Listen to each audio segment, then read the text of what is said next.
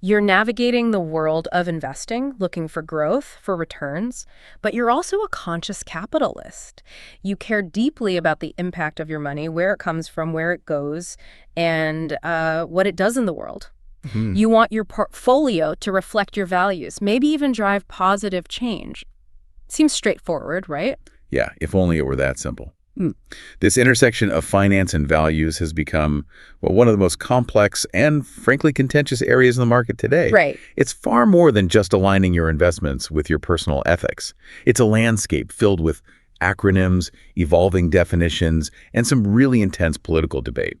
Terms like ESG, ethical investing, sustainable investing, impact investing, they're just everywhere, often used interchangeably, which, creates a lot of confusion. Totally. For someone like you trying to cut through the noise and genuinely understand what's going on, especially here in the US, it can feel incredibly challenging. It absolutely does. It feels like you need a roadmap, maybe even like a translator, just to figure out what these different approaches actually mean and how to implement them effectively. Exactly.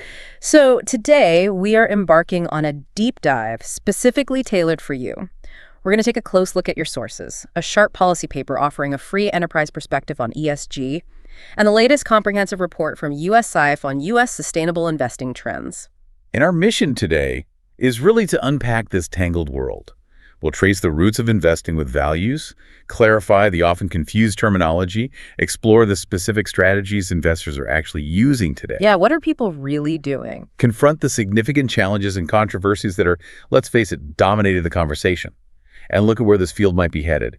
We want to give you the clarity you need to understand these nuances and make informed decisions aligned with both your financial goals and, importantly, your principles. Okay, sounds good.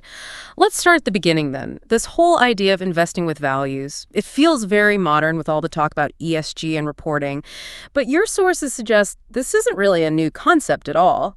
Where did it actually begin? You're right, it's not new. The roots go back surprisingly far.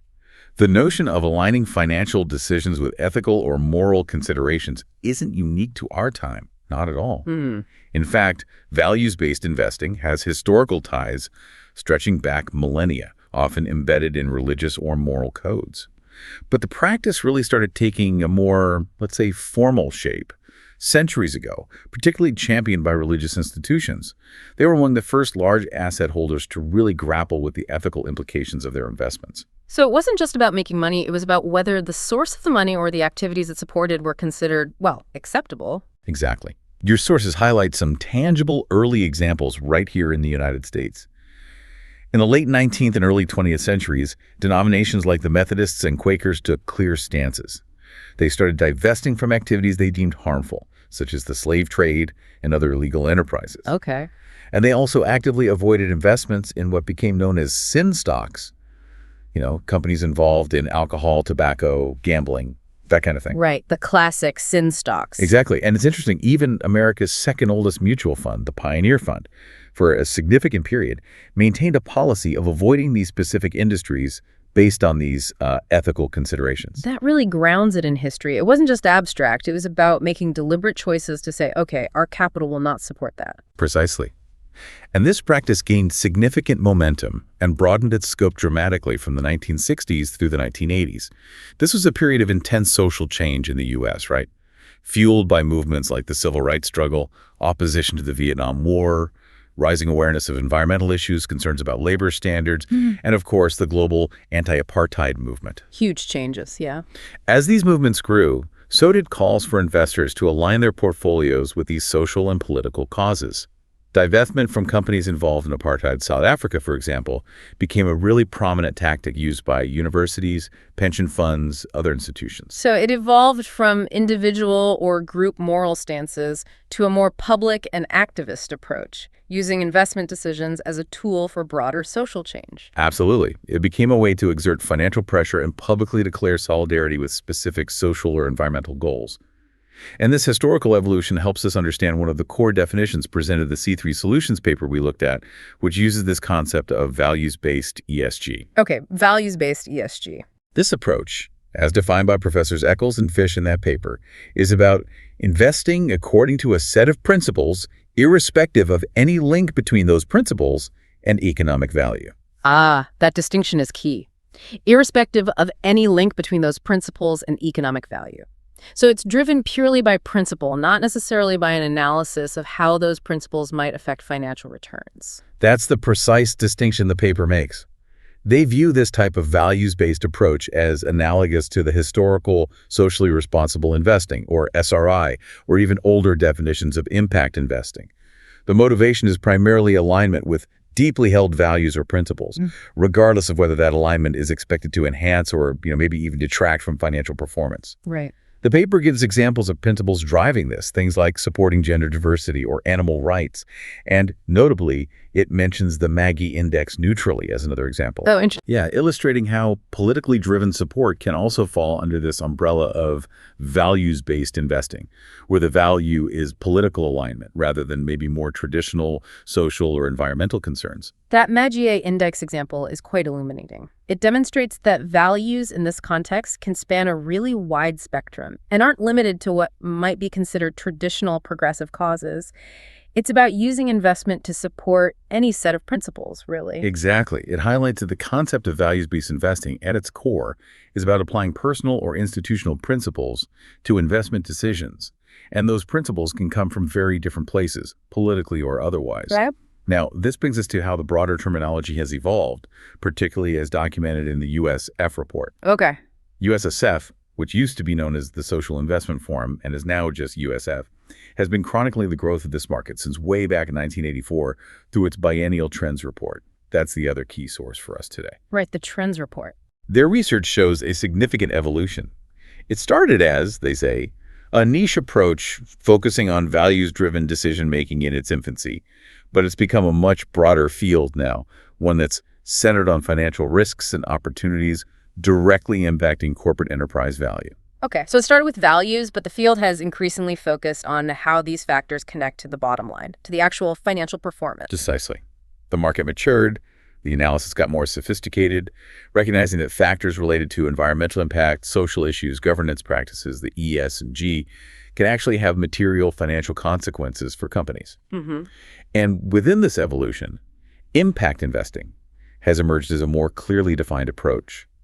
While that historical values-based investing might focus on avoiding harm based on principles, negative screening. Yeah, don't invest in the bad stuff. Right. Modern impact investing is specifically about making a positive social or environmental impact alongside financial returns. So impact investing is more proactive then, aiming to create something positive rather than just avoiding something negative. Yes, that's the key distinction. Impact investing often involves actively seeking out investments in companies, organizations, or funds with the explicit intention of generating measurable, positive social or environmental impact. And this is important, measuring those out. Measuring, okay. The USF report highlights that making a positive social or environmental impact was cited as a driver by 72% of their survey respondents. That's a big number. Meanwhile, sustainable investing or responsible investing serves as a broader umbrella term encompassing various approaches. Okay, so that's the big tent. Exactly. This can include the historical values-based or ethical approach, but it also includes ESG integration, which, as we discussed, focuses on how E, S, and G factors can materially impact a company's financial performance and risk. Right, the financial materiality piece. As well as thematic investing and impact investing itself. Got it. So maybe to recap, ethical or values-based investing often starts with exclusion based on principles. Impact investing is about generating measurable positive outcomes.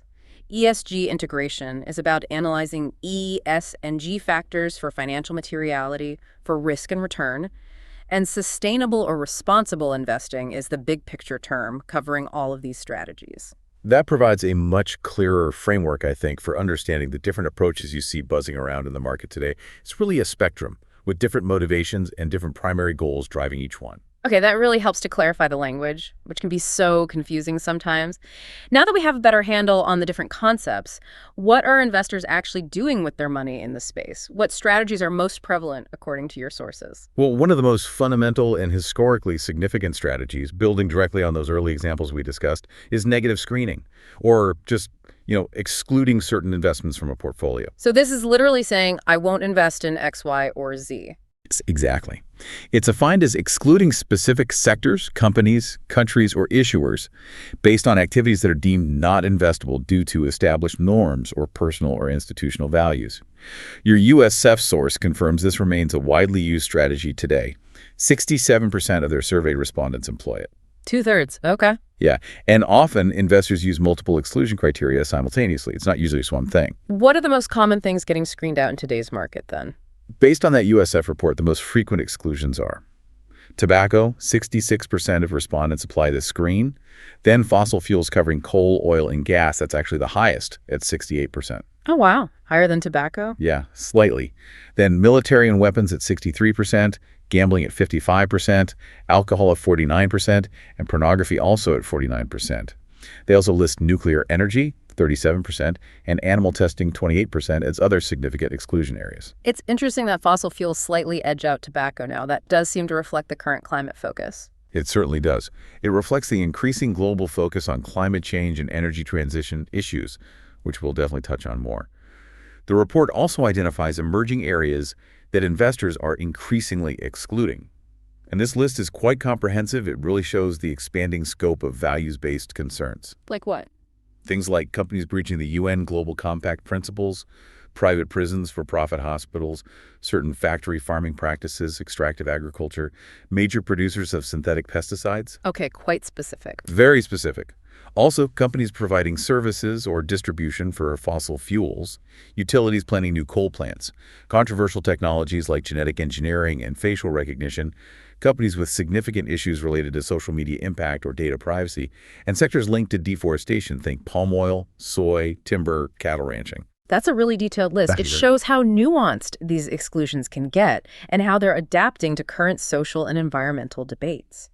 This strategy really feels like the most direct form of ethical investing, actively avoiding companies whose core business conflicts with your principles. It is. It's a clear manifestation of that values-based investing idea. Now, moving beyond just exclusion, another major strategy is ESG integration. Right. Unlike pure negative screening, this approach explicitly incorporates environmental, social, and governance factors into the traditional investment analysis and decision-making process, but with the specific goal of enhancing risk-adjusted financial returns. So here, the ES&G factors aren't just moral checkboxes. They are viewed as financially relevant data points, potentially impacting the bottom line. Precisely. The focus is on materiality, how these non-financial factors could impact a company's long-term financial health, its operational risks, its competitive advantage, and ultimately, its stock performance or creditworthiness. The USF survey highlights the factors most frequently considered in this analysis. Unsurprisingly, climate change is top, used by 80% of those doing integration, followed by labor standards, 72%, human rights, 66%, board structure and composition, 74%, and transparency and disclosure, 73%. So investors using this approach are analyzing these issues because they believe they can provide insights into a company's potential risks and opportunities that traditional financial statements alone might miss. Exactly. This is a key part of that evolution. The USIF documents the shift towards recognizing the financial impact, the financial relevance of ESG issues.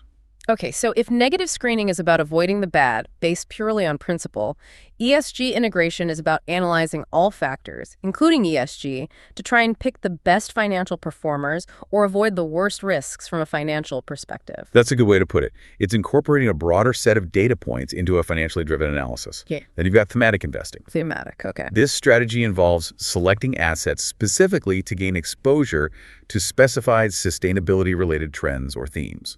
Like investing directly in the growth of renewable energy or sustainable agriculture, that kind of thing. Exactly. It's about identifying large-scale environmental or social challenges like climate change or water scarcity, and then investing in the companies or technologies that are providing solutions to those challenges. Okay.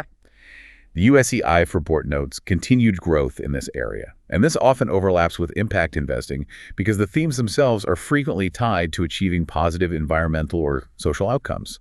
Investing in clean energy, for example, is a thematic strategy, but it also directly contributes to mitigating climate change, which is a major area of desired impact. Right, so thematic investing is focusing capital on the solutions part of the equation.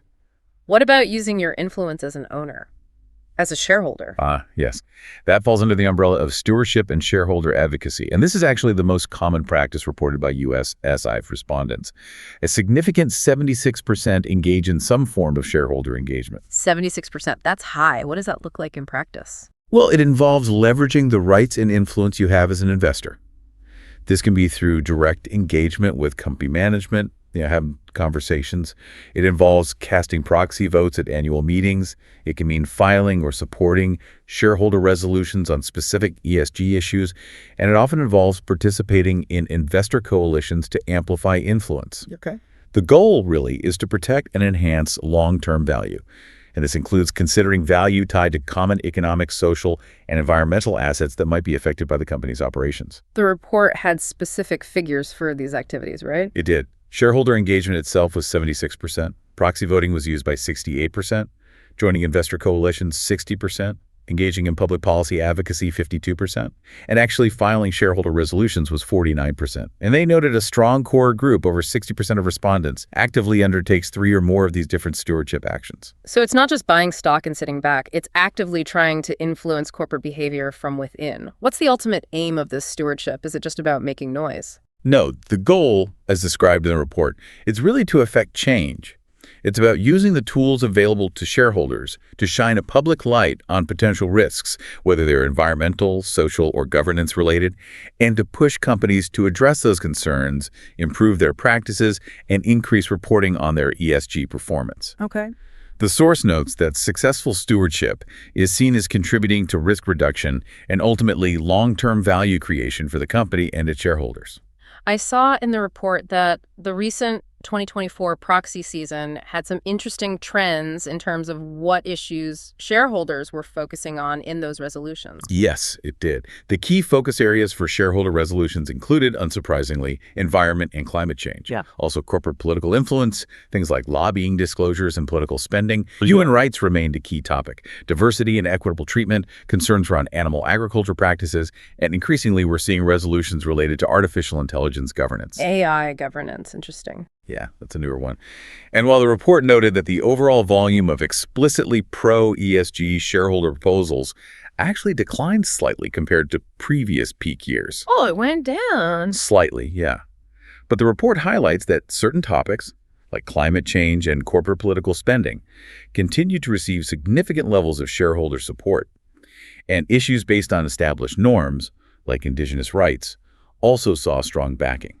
That suggests that while the political rhetoric around ESG might be shifting, certain fundamental issues remain important to a significant chunk of investors. I think that's fair to say. And you mentioned something earlier, this idea of pass-through voting or split proxy voting. This seems like a direct response to some of the complexities or criticisms in this space, doesn't it? It is a very interesting development, yeah, and the report touches on it. It's basically where large asset managers think firms like Vanguard, BlackRock, State Street, the big players, are beginning to offer their clients the option to vote the shares held in their funds according to the client's own specific beliefs or policies. Wait, so if I have my retirement money in a large mutual fund, the fund manager might offer me a way to direct how my portion of the shares vote on things like climate resolutions or diversity proposals. That's the general idea, yes. Though the options currently vary significantly by firm and by client type, it's often more readily available to large institutional clients like pension funds right now. But it's starting to trickle down in some forms. Why is this happening now? Well, the impetus for this change comes partly in response to the criticism directed at these large asset managers for their own proxy voting practices. They've been accused by some of being too woke and pushing ESG too hard, and by others of not being aggressive enough on ESG issues. Caught in the middle. Exactly. It's also driven by strong demand from the asset owners themselves, large pension funds, endowments, sovereign wealth funds who want greater control. They want to ensure the shares they ultimately own are voted in a way that aligns with their specific fiduciary duty or their specific values, rather than potentially having their manager vote against a resolution they would have supported or vice versa. So it's a way to customize and maybe deflect some of that political heat. It seems to serve both purposes, yeah. It's a fascinating mechanism evolving to address the diversity of opinions and the intense political pressure in the market right now. But ultimately, stewardship, whether through engagement or voting, can be driven by both ethical motivations, advocating for principle-based changes, and impact motivations, pushing for measurable improvements in outcomes. Okay, so we've got screening, integration, thematic investing, and active stewardship. That covers a lot of ground. Is there another major strategy we should talk about? Yes, and it's one that represents a very direct form of impact: community investing. Community investing. Okay. While the other strategies often focus on publicly traded companies, community investing typically involves directing capital to individuals and communities that are underserved by conventional financial services. What kind of investments are we talking about here, like specifically? This can include investing in things like community development loan funds, local credit unions, or other specialized institutions. These organizations provide responsible lending for small businesses. They finance affordable housing projects. They support community facilities like healthcare centers or schools, and they offer essential financial services to low-income individuals or in underserved areas. Okay.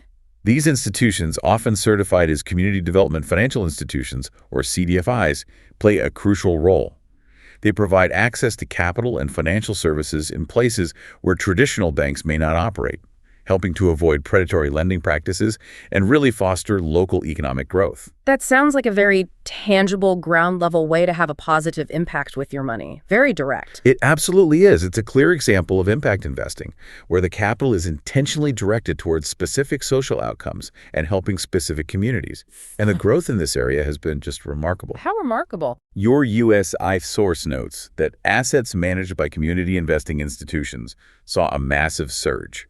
They increased from about $64.3 billion back in 2014 to a staggering $458 billion by 2022. Whoa. $64 billion to $458 billion in 8 years. That's right, a 650% increase. Just incredible growth. What's fueling that kind of expansion? That's huge. Several factors, according to the report. It's partly due to the expansion of the institutions themselves.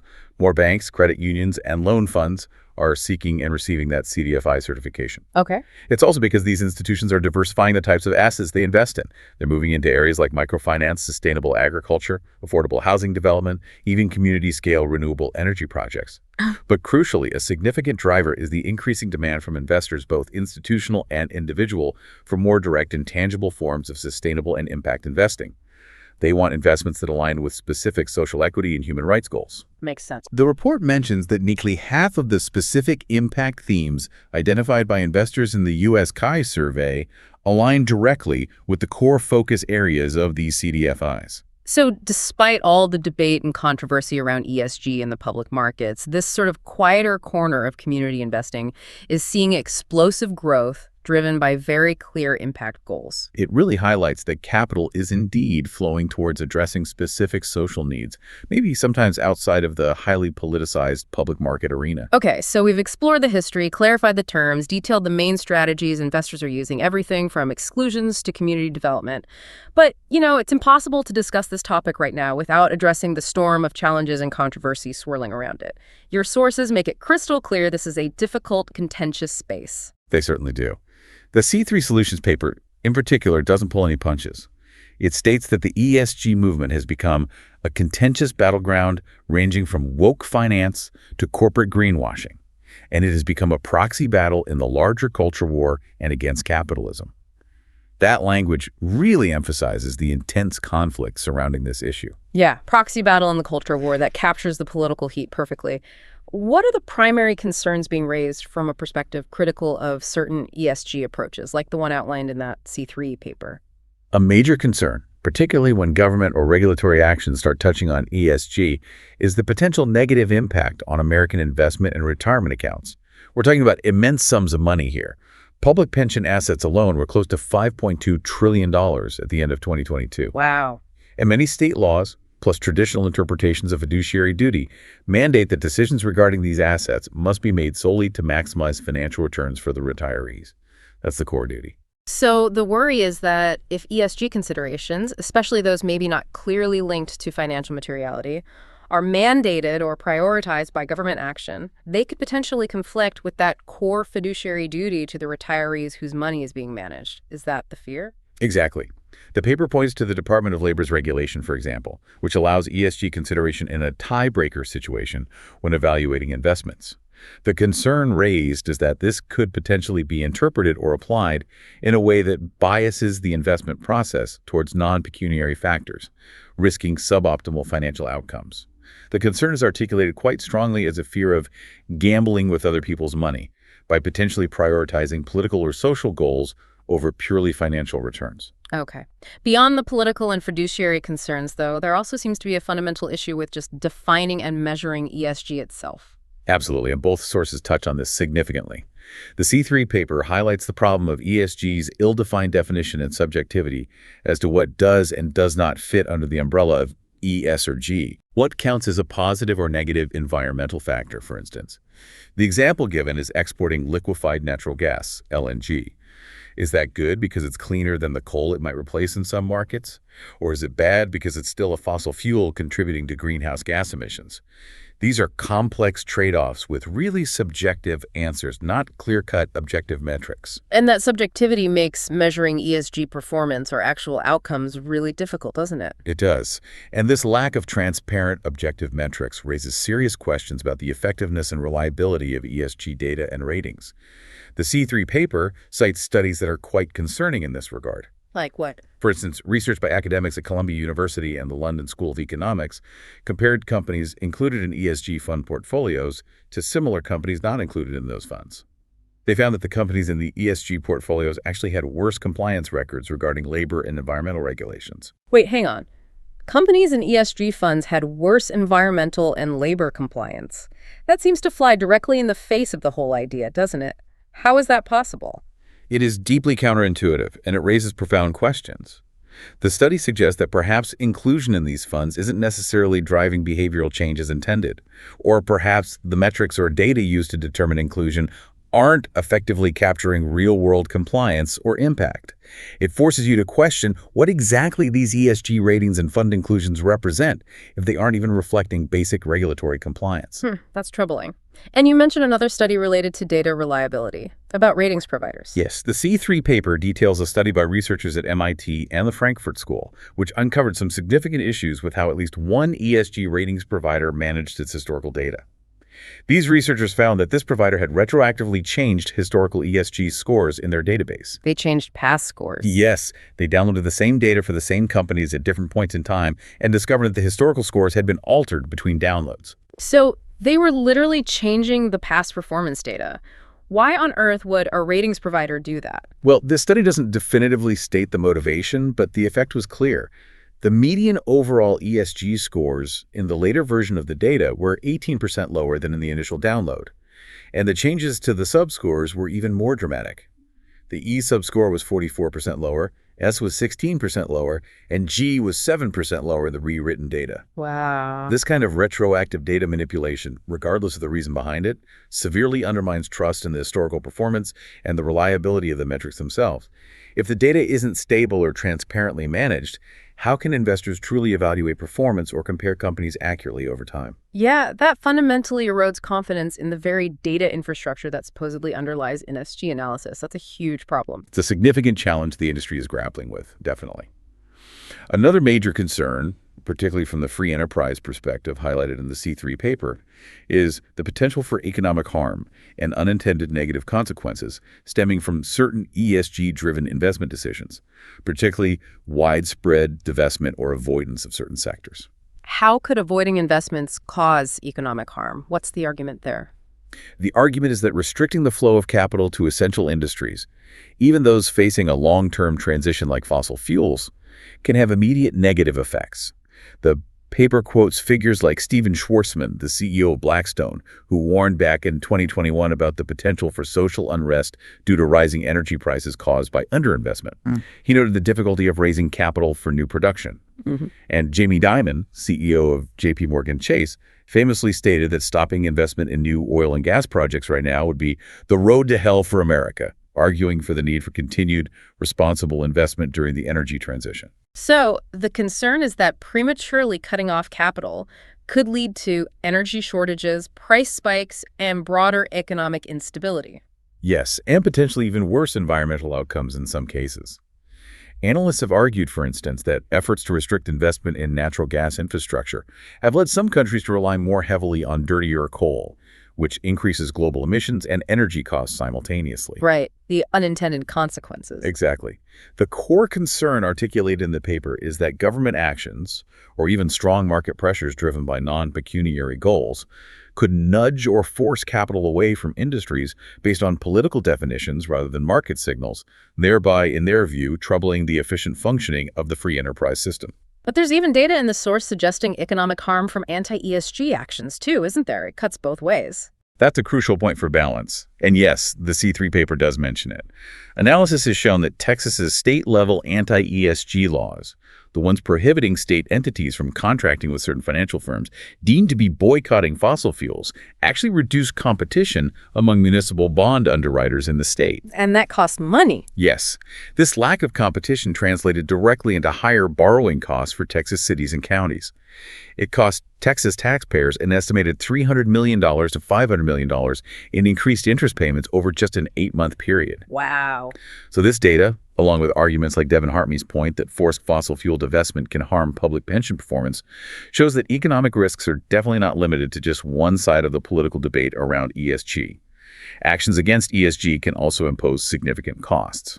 That really underscores how entangled and complex this whole thing is, and how both pro and anti-ESG stances can have negative economic consequences if not handled very carefully. And this leads directly into the intense politicization of the entire issue, doesn't it? It's perhaps the defining feature of the current landscape, unfortunately.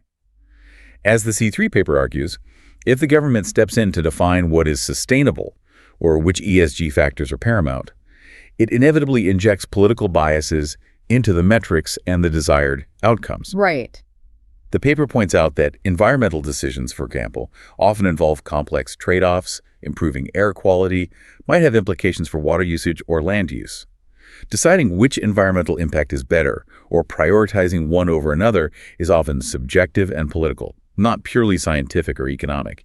And trusting government agencies to define the appropriate E-investment, the argument goes, takes these preferences away from private actors and puts them squarely into the political sphere. And this is what's creating that bifurcated policy and regulatory system the paper describes, with different states going in opposite directions. Exactly. You have some states enacting laws promoting ESG considerations in investment decisions, sometimes even for public funds, while other states are passing laws explicitly restricting or prohibiting the use of ESG factors, particularly for pension funds, citing those fiduciary duty concerns. What a mess for companies trying to operate nationally. It creates a fragmented and often conflicting legal and regulatory environment for large investment firms. It significantly increases their compliance costs, their litigation risks, and makes it incredibly difficult to navigate different state requirements simultaneously. The paper argues that this political conflict ultimately harms the hardworking Americans whose retirement security depends on the efficient and clear functioning of this investment system. So the politicization itself is creating friction and potentially negative consequences for investors. Okay. On top of all this, there are also concerns about honesty and transparency in the market, things like greenwashing. Absolutely. Greenwashing is a major concern, and it's basically defined as overstating or misrepresenting ESG or sustainability credentials, whether it's for a company, a fund, or a specific investment product, usually to attract capital or enhance reputation. Yeah. It's a problem because it directly erodes trust in the authenticity of sustainable investing claims. Your U.S. ISI source even provides a taxonomy of greenwashing tactics drawn from the Financial Times, listing strategies like making misleading or vague claims, attention deflection, blaming consumers or other entities, attention reduction, which means limiting disclosure or hiding negative information. This is closely related to green hushing and attention timing, like diluting future targets or delaying action. Okay, green hushing, that term isn't as widely known as greenwashing. What exactly is that again? Green hushing is essentially the opposite side of the coin from greenwashing. So instead of overstating positive actions, green hushing is when companies or investment firms downplay or deliberately avoid talking publicly about their genuine ESG initiatives or sustainability practices. Why hide good things? Often they reframe them using less charged language like risk management or operational efficiency.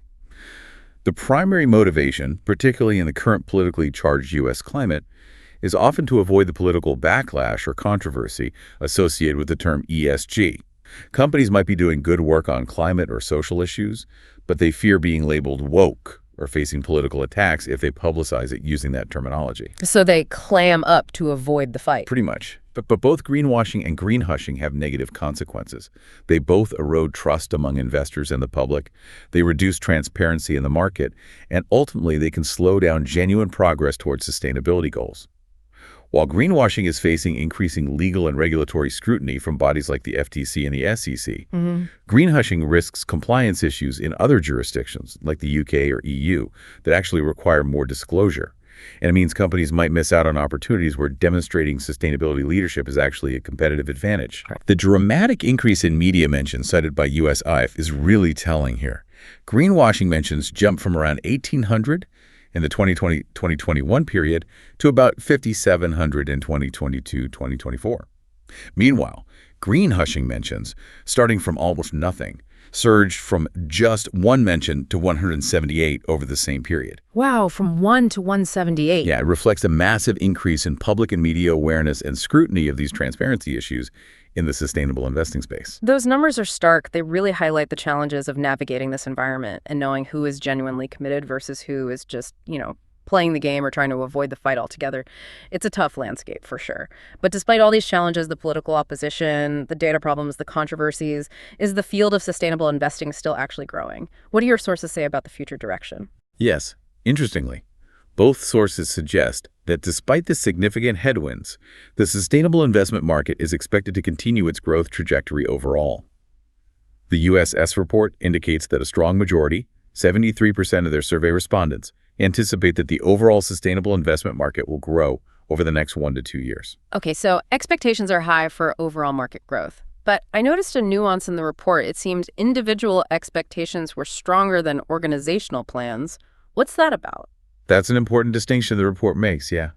While 73% of individual respondents expressed expectations for significant or moderate growth in the broader market, only 39% of organizations expected their own sustainable investing activities to increase significantly or moderately. So growth is expected, but maybe not driven by the current players expanding massively? That seems to be the implication. It suggests that the anticipated growth isn't necessarily driven just by existing firms dramatically expanding their offerings, but rather by broader market dynamics. This likely includes factors like sustained and evolving demand from clients, both institutional and individual retail investors. It includes the ongoing intergenerational wealth transfer to younger demographics who tend to prioritize these issues more. Right. And it includes the increasing recognition across the market, despite the politics, of the material financial risks posed by issues like climate change and social inequality. The underlying drivers of demand and risk recognition seem to be still pushing the market forward, even as the political debate rages on. So the fundamental forces driving interest in sustainable investing aren't going away. And you mentioned climate change specifically as a continued area of focus. Absolutely. Climate change mitigation and adaptation are clearly priorities for investors in this space. Data from the GIN, the Global Impact Investing Network survey, which USME I cited, shows that a large majority of impact investors are specifically planning investments aimed at reducing greenhouse gas emissions. That was 69%. And targeting climate change adaptation and resilience, 67%. This is a thematic area with very clear impact goals. Is there any evidence that companies are actually responding to this investor focus on climate? Are they talking about it more? Yes, definitely. Corporate disclosures related to climate risk are increasing significantly. The USF report tracked mentions of climate change in U.S. corporate SEC filings. They found that headlines mentioning climate risk increased from about 10% back in 2018 to roughly 30% across many industries by 2024. A threefold increase. Yeah. Companies are clearly identifying and reporting climate change as a material financial risk much more frequently, which is a direct response to investor pressure and anticipating regulatory pressure as well. And are investment funds themselves actually becoming less carbon intensive as a result? Is the money moving? Well, the report includes analysis on fund-level carbon intensity that measures greenhouse gas emissions relative to the revenue of the companies in the portfolio. It shows that while progress is varied across the market, the top-performing funds, the top decile, achieved really significant reductions in carbon intensity. We're talking 60% to 80% reduction over a 3+ year period for those leaders. So this demonstrates that for fund managers who are actively focusing on decarbonization, substantial progress is indeed possible. It can be done. Okay. What about the data and standards issues we discussed earlier? Those seem like huge hurdles. Is there progress being made on that front? The need for more and better data and information is widely recognized as a crucial factor, maybe the crucial factor, for accelerating the adoption and effectiveness of sustainable investing. Right. People need reliable inputs. The evolution of policies and regulations is seen as a leading trend shaping the future by 69% of respondents in the U.S. IF survey, while the evolution of market standards is noted by 51%. Interestingly, while many investors still rely on their own custom criteria, 51% do, global frameworks like the UN Sustainable Development Goals, SDGs, are also popular for guiding investments.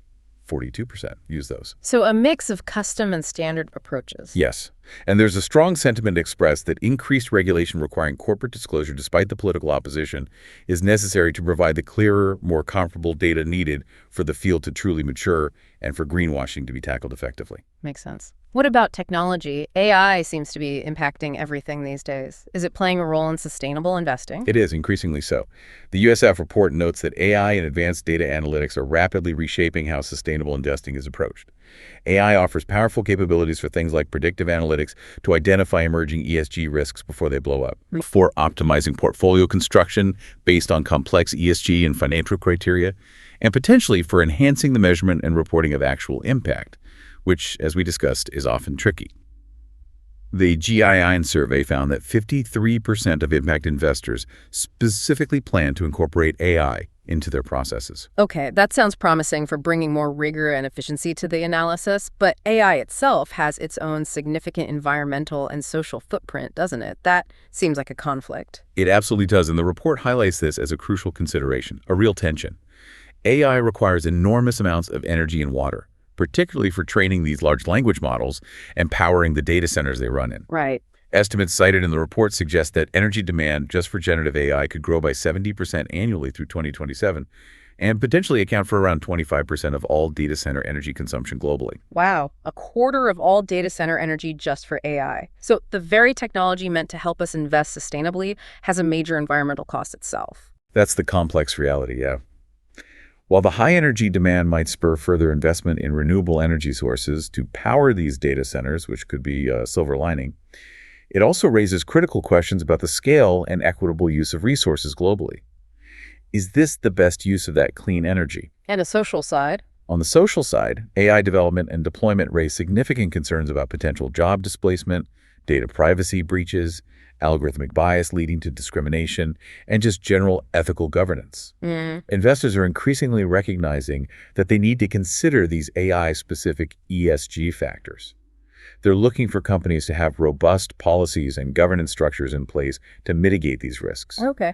And the regulatory landscape for AI is also evolving rapidly worldwide with initiatives like the EU AI Act and U.S. Executive Order, which will further shape how these AI-related risks are assessed and addressed by companies and investors. So AI adds another layer of complexity to ESG analysis, another thing to consider, but it also offers powerful tools to potentially navigate that complexity better. It does. It's a double-edged sword. Overall, though, the trajectory described in your sources is one of increasing precision and thematic diversity in sustainable investing. It seems to be moving beyond broad goals like simply decarbonizing a portfolio towards focusing investment capital on specific solutions, things like clean energy infrastructure, nature restoration projects, affordable housing, sustainable agriculture, and so on. Both the strategies being used and the methods for measuring outcomes are expected to continue improving as data gets better and the market matures, despite, all the significant challenges we've discussed. Okay, this has been a truly comprehensive deep dive. Really appreciate you unpacking all that. We've traveled from the historical roots of values-based investing in, religious communities centuries ago, through the different strategies investors are using today, from principle-driven exclusions and risk-focused ESG integration to solution-oriented thematic investing and direct community impact. We've also squarely faced the difficult challenges and controversies shaping the field, the definition problems, the data reliability issues, the economic critiques, the intense politicization, and those issues of greenwashing and its opposite, green hushing. Yeah, a lot of headwinds. But we've also seen the signs of continued evolution and growth driven by persistent demand, increasing focus on key areas like climate change, and the potential for better data and technology, even amidst this political storm. Absolutely. And I think for you, as a conscious capitalist trying to make sense of all this, the key takeaway from your sources is pretty clear. The world of values-aligned investing is neither simple nor static. Not by a long shot. Yeah. It's a dynamic, complex space, wrestling with fundamental questions about the purpose of capital, the relationship between financial performance and societal outcomes, and the influence of politics on the market. Understanding the nuances between different approaches, recognizing that ethical investing is often about avoiding harm based on principle, while impact investing is about proactively creating measurable positive outcomes, and ESG integration is about analyzing financial materiality, is absolutely crucial. You have to know what you're actually trying to achieve. Right. And being aware of the pitfalls, the potential for greenwashing, the data challenges, the economic arguments against certain approaches, and the reality of political opposition is essential for making informed and effective choices in this space. You can't ignore the problems. Absolutely. It requires looking beyond the labels and the headlines. It demands diligence in asking specific questions about the strategies being employed by a fund or an advisor, the motivations driving them, the transparency of the data they're using, and crucially, seeking credible evidence of verifiable outcomes or genuine impact, rather than just accepting claims at face value. It's really about applying that conscious capitalist mindset, not just to whether to invest with values, but how to do it effectively and authentically in what is clearly a very challenging environment. Precisely. It requires engagement and a critical, discerning approach, not just taking things off the shelf. Okay, so here's a final thought for you, the listener, to carry forward and maybe mull over. In a world where finance is increasingly intertwined with deeply held values and pressing societal challenges, how can you, as a conscious capitalist, ensure your investments not only genuinely reflect your principles, but also contribute meaningfully to the future you envision, while skillfully navigating the powerful, conflicting forces and inherent complexities that define this space today? It's a question that really gets to the heart of what conscious capitalism means in action, I think. It certainly is, and it's one that requires ongoing consideration and learning as this landscape inevitably continues to evolve.